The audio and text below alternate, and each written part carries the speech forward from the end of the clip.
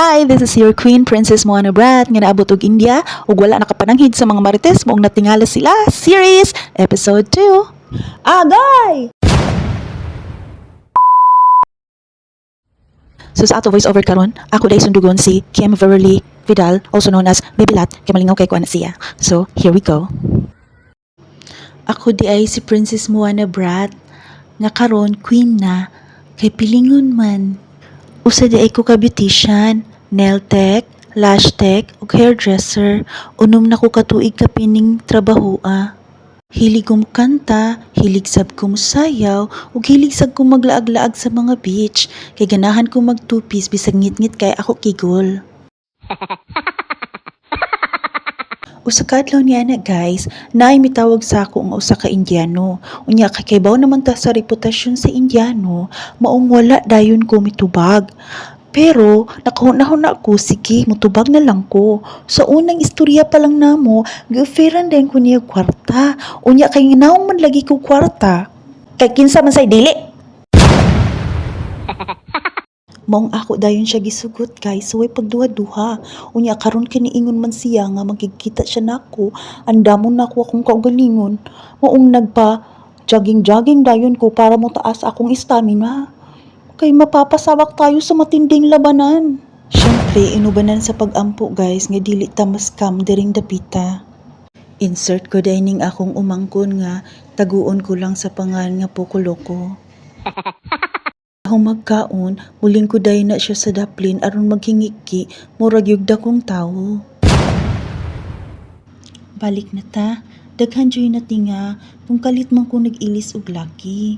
Ay, di ta magpakamartir, oy. Ang babae katigo mo diskarte, di ka anto sa lalaking magpaka-Disney princess. Kay dapat kita ray Disney princess, diba girls? Kay mauto. Mituo ko sa istorya, kung sa English pa, if you cannot change the man, change a man. Ug gilupadayon niya ang India, padung Pilipinas guys. Iya po daning voice over ni Bibilatoy. Sige, ako na lang original voice. A few ages later. Ug yan ako sa airport guys. Nagpaabot na ko niya. Nanawag na ko sa iya kung asa ko dapita na pwesto. Ug sa dihang niabot na gid siya guys. Next, bag. Ha? Bag.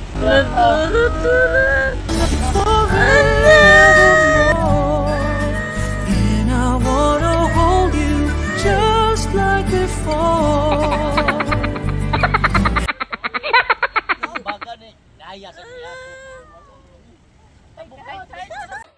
Ug sa walay paglangay, propose dayon oy.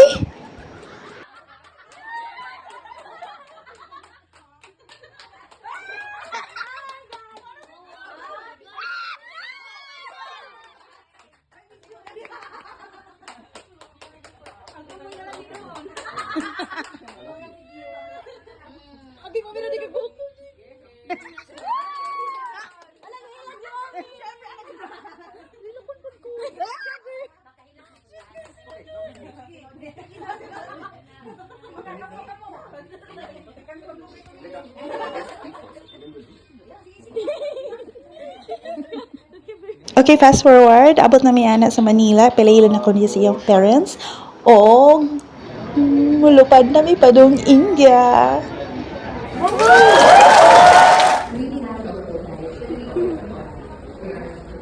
Let's go. You're going. You're going. Go.